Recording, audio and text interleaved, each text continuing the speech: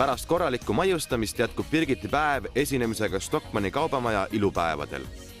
Ja kui juba ilupäevad, siis käib asjaga kaasas ka enda väga ilusaks muutmine.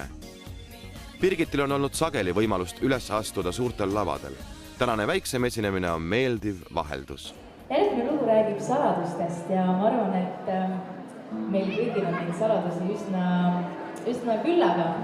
Ja ma usun, et kindlasti ka on selliseid ilusaladusi, mida me keegi ei tea ja mida me teame ainult siis, kui me õhtul magama lähme ja hommikul ärkame ja oleme kõik jälle väga ilusad, eks ole?